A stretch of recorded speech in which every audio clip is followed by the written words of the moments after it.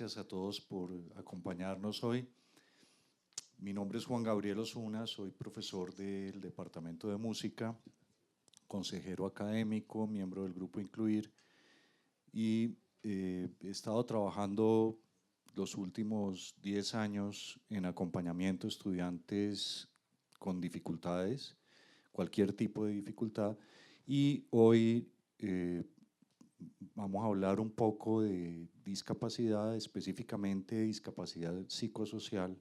Vamos a centrarnos en el caso de Rocío. Rocío es estudiante del énfasis de canto lírico. Es una estudiante brillante en el énfasis. De hecho, todavía a varios semestres de terminar su carrera, ya tiene asegurada una beca en Londres.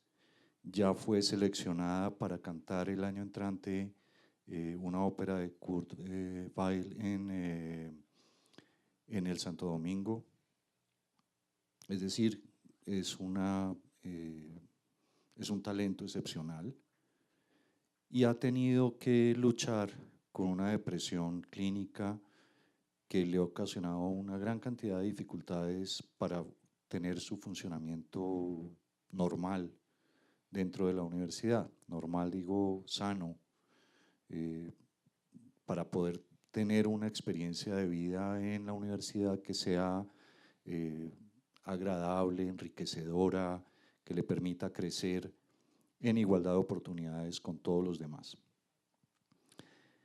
Antes de compartir ya con ella específicamente la charla o que ella nos comparta su experiencia, quiero hablar un poquito, procuraré ser muy rápido, de qué es una discapacidad psicosocial. En el foro pasado presenté el caso de un estudiante con síndrome de Asperger que ya se graduó también en canto lírico y digamos que ese fue un caso exitoso.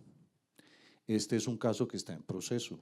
Con Rocío estamos en este momento haciendo todo el trabajo de acompañamiento y haciendo una lucha que ha sido muy dura, con muchas barreras que enfrentan las personas en condición de discapacidad en instituciones como esta. Tengo una guía que traje en papel, no con toda esta tecnología, pero bueno, la imprimí del computador, algo de tecnología sí hay. Empecemos por definir rápidamente qué es una discapacidad psicosocial. Esto lo saqué de un documento del Instituto de Seguridad y Servicios Sociales de los Trabajadores del Estado en México, y pues me gustó porque es muy puntual. Define la discapacidad psicosocial como una limitación que sufren las personas que presentan disfunciones de la mente al realizar actividades cotidianas, estas disfunciones temporales o permanentes. Es muy importante entender que esto no depende de la voluntad de la persona. No es que una persona con depresión no esté poniendo de su parte para salir de la depresión. No es una cosa voluntaria ni actitudinal. Hay una serie de condiciones que se agrupan bajo esta categoría. Depresión, que es tal vez la más invisibilizada y yo diría maltratada de todas estas poblaciones. Trastorno de ansiedad. Bueno, la depresión, sentimientos de tristeza, pérdida, ira, frustración que impiden funcionar adecuadamente. Trastorno de ansiedad, que se relaciona con el miedo, la intranquilidad, preocupación excesiva, desesperación y con frecuencia deriva en bulimia, anorexia, trastorno obsesivo compulsivo, pánico o estrés postraumático. Psicosis, imposibilidad de distinguir la realidad de alucinaciones visuales, auditivas, olfativas o táctiles. Trastorno bipolar, cambios bruscos en el estado de ánimo, pasos violentos de apatía, acción excesiva. Esquizofrenia, se hace difícil pensar claramente y controlar las acciones. Trastorno esquizoafectivo, problemas afectivos y de estado anímico producto de una pérdida de contacto con la realidad. Y trastorno dual, disfunciones mentales acompañadas de una o más adicciones a sustancias psicoactivas como drogas o alcohol, En este momento estoy manejando un caso así en el departamento de música con un estudiante. Hay una gran dificultad que se deriva de los mitos por desconocimiento de estas condiciones, la estigmatización, la invisibilidad. Es muy fácil entender que una persona está en condición de discapacidad y está en inferioridad de oportunidades cuando tiene que andar en silla de ruedas, cuando va caminando con un bastón para poder guiarse porque no ve, cuando, no sé, cuando no oye, cuando pasan ese tipo o tenemos ese tipo de discapacidades sensoriales o motoras. Pero cuando el problema es que la persona se deprimió y no se pudo levantar para ir al examen o no fue capaz de terminar el trabajo y entregarlo a tiempo, es muy difícil que eso no se asuma dentro de la universidad como un problema actitudinal y se carga con toda la responsabilidad de la persona cuando está sufriendo realmente un trastorno clínico. Y eso los somete a maltrato, a un sufrimiento excesivo y con mucha frecuencia a la deserción. El reto es propiciar su formación sin condescendencia, sin regalar nada, es decir, cómo acompañar esto para que esta persona pueda realmente hacer su proceso completo, pero sin desconocer la condición en la que se encuentra. Esa condición no se puede cambiar, pero el entorno sí puede cambiar. Y hay una enorme resistencia de las instituciones y de las personas para modificar sus actitudes, sus normativas, sus estrategias, basado también como en otros problemas, por ejemplo, una concepción rígida y plana de lo que es justo. Pensar que a todo el mundo hay que tratarlo exactamente igual es lo justo. Si la fecha de entrega es el martes 28, el que entregó el martes 29 está mal. O sea, todos tienen que entregar el martes 28 y no hago la excepción porque eso es injusto con los demás. Ese tipo de actitudes son complicadas. Brindar apoyo oportuno y acompañamiento. Si no hubiéramos tenido señales de alarma con Rocío en el momento en que la crisis empezó a agudizarse, de hecho hubiéramos podido tenerlas antes, quizás Rocío ya no estaría con nosotros en la universidad, quizá habría desertado. Y vencer la resistencia de un sistema educativo que es homogenizante, en el que las particularidades individuales no importan, no tienen peso. Muchos de las ponencias que hemos visto hoy han enfatizado en eso, en personalizar la experiencia de aprendizaje. Hay que vencer barreras actitudinales como esa concepción plana de la justicia o como la concepción de que la responsabilidad y el compromiso del profesor es transmitir una información o darle duro al estudiante para que aprenda y crezca, ¿sí? O ser rígido, riguroso, en fin.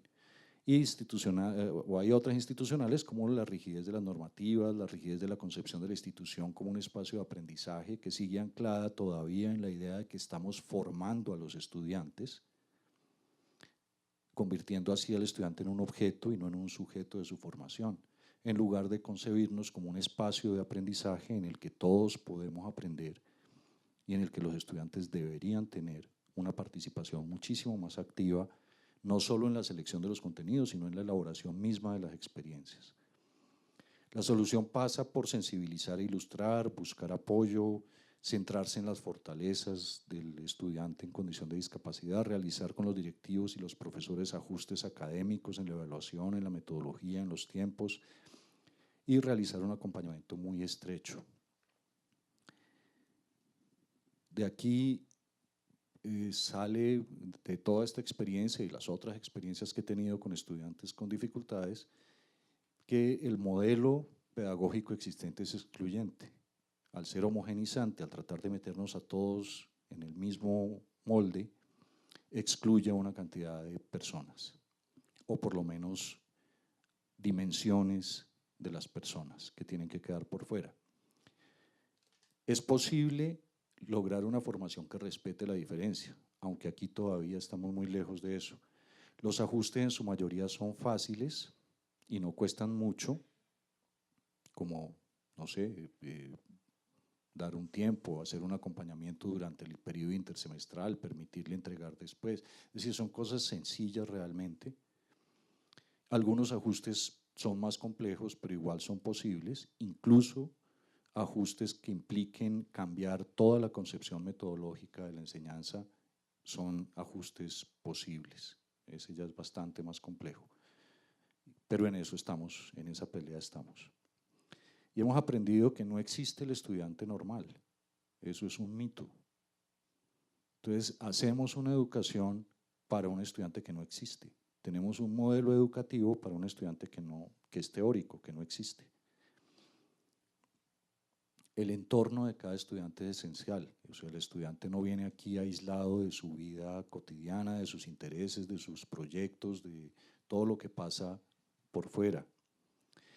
Es necesario cambiar el modelo educativo. Y termino con lo mismo que dije en la exposición anterior, en la que hice en el foro pasado. Ese modelo hay que cambiarlo, hay que cambiarlo ahora y no podemos esperar que lo cambien otros. Cada uno de nosotros tiene que asumir el compromiso de cambiarlo, es decir, tengo que hacerlo yo. Y hay que cambiar la pregunta de ¿estamos preparados? Por la pregunta por si estamos dispuestos. No estamos preparados, nunca vamos a estar preparados, pero podemos estar dispuestos siempre. Con esto termino esta breve exposición y quisiera que Rocío entonces nos contara un poco cómo ha sido su experiencia. Sí. Quiero interrumpirte. Muchas gracias y felicitaciones por esa valentía. No es vano lo que dice el profesor. Es una enfermedad muy estigmatizada, no es una enfermedad, es una condición fuertemente estigmatizada y con mucha frecuencia cargada de culpas. Rocío ha logrado superar muchas de estas cosas y tiene un gran valor, una enorme valentía en venir a compartir su condición y su experiencia con nosotros. Entonces te dejo con el grupo. Sí. Buenos días. Mi nombre es Rocío Quintero, tengo 25 años. Y bueno, este es un caso bastante largo que ni yo muchas veces logro comprender. Llegué a esta universidad por medio de una beca otorgada por la Gobernación del Meta. Yo soy de Neiva, pero viví allá por muchas cosas de mi vida. Siempre me he esmerado por tener educación, porque hago parte de una familia bastante humilde. Y entonces estar en contra de pensar que porque eres algo tienes que seguir estando en eso fue algo con lo que yo siempre he querido luchar, ¿sí? Y siento que uno no tiene barreras. Y entonces llegué acá y empecé a ser una estudiante normal en la academia de la Universidad Javeriana. Empecé en el 2012 y tuve muchas crisis a medida del estudio hasta ahora. Entonces, unas ha sido como mi sostenimiento, sí, no sé qué más. O sea, es una historia bastante enredada porque esa beca luego se tuvo que ir porque ya no había fondos. Luego yo tuve que pagar un semestre yo sola, entonces trabajé un montón, bueno, hice muchas cosas, luego conseguí por fin patrocinadores para seguir estudiando, pero lograr todo eso generó en mí como demasiada ansiedad. Tenía que estudiar y tenía que trabajar y no solamente con un solo trabajo, entonces a veces corría mucho. Actualmente trabajo con la Orquesta Filarmónica de Bogotá, hago parte del Coro Filarmónico Juvenil. También trabajo con una empresa privada de música, también dicto clases en una academia de música. Y bueno, últimamente me han estado buscando muchos personajes, no sé cómo decirlo, digamos, importantes para que yo trabaje con ellos en varios aspectos. Pero entonces empecé a tener problemas de motivación, lo podría llamar, y en donde yo empecé a sentirme muy culpable, siempre era muy callada y no buscaba ayuda por simplemente pena, mucha pena. Entonces, después de ser una estudiante normal, llegué incluso a mi peor estado, que fue tirarme todo un semestre, después de tener un promedio normal, digámoslo así.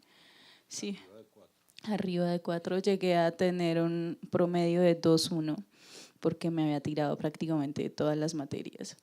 Y era simplemente porque sentía que no tenía sentido mi vida. Me cansé, ¿sí? Contra la lucha de buscar ayudas, de seguir estudiando, de poder ayudar también a mi familia, de poder seguir manteniéndome yo. Creo que fue un nivel de estrés bastante alto que no pude manejar.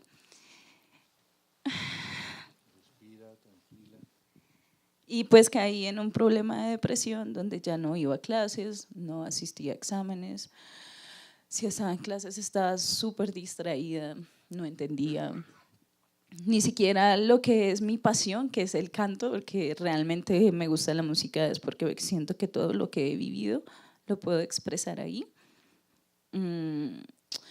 Hasta en eso tuve problemas. Mis maestras estaban súper preocupadas, no me aprendía la música. Entonces fue como una alarma bastante grande y donde se dañó incluso todo en mí, hasta en mi trabajo. Estuve súper implicada y decidí buscar ayuda porque yo dije, algo me está pasando y no lo quería aceptar, ¿sí? Primero por pena porque si tú dices que tienes un problema así, la gente te va a decir, ay, mamita, todo el mundo tiene problemas, pero pues sí, o sea, yo entiendo, pero no todo el mundo tiene los problemas de uno. Siento, como dijo alguien anterior, acá en una charla todos somos un mundo distinto, ¿no?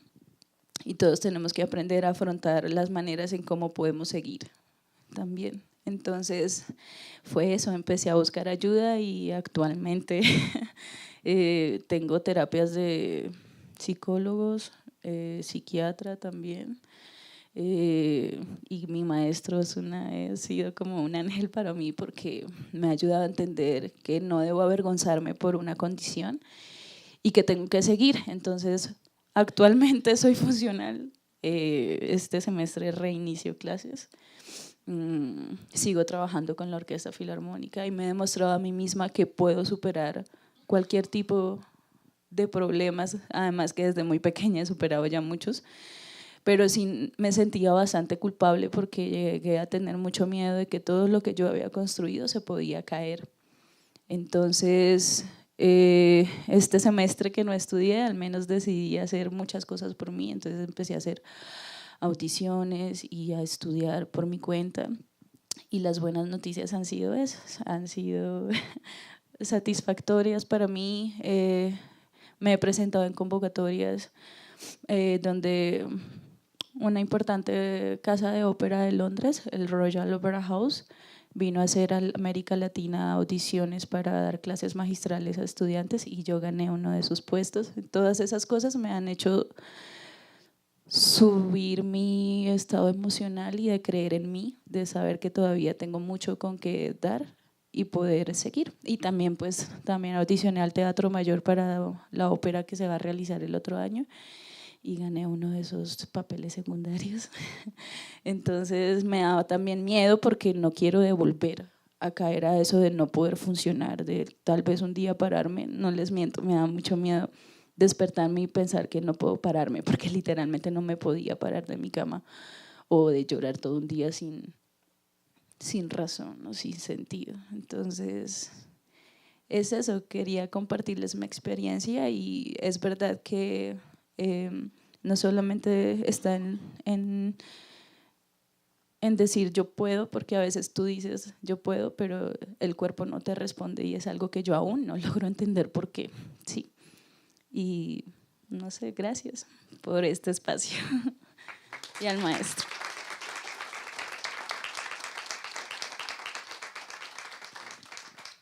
Bueno, muchas gracias, Rocío, por compartir con todos nosotros tu experiencia.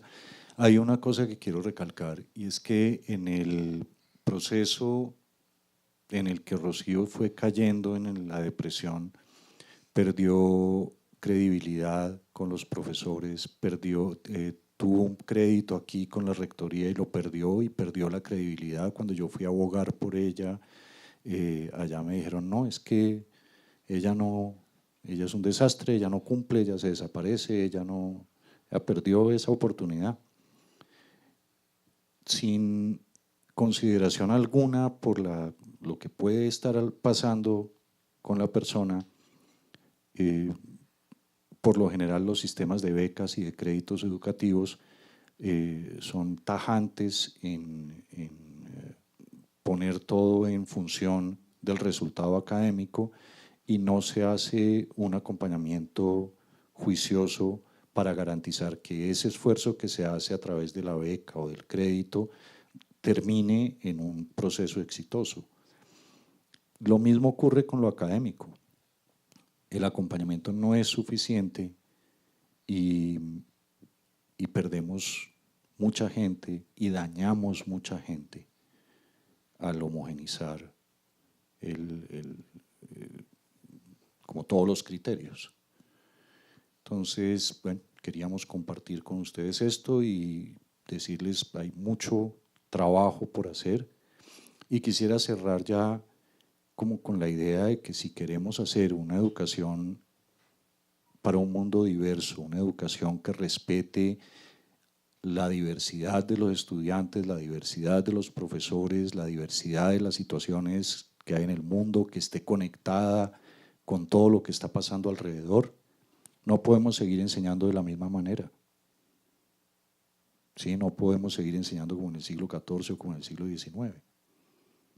Tenemos que cambiar el modelo educativo, es necesario, es urgente cuestionar y replantear el modelo educativo.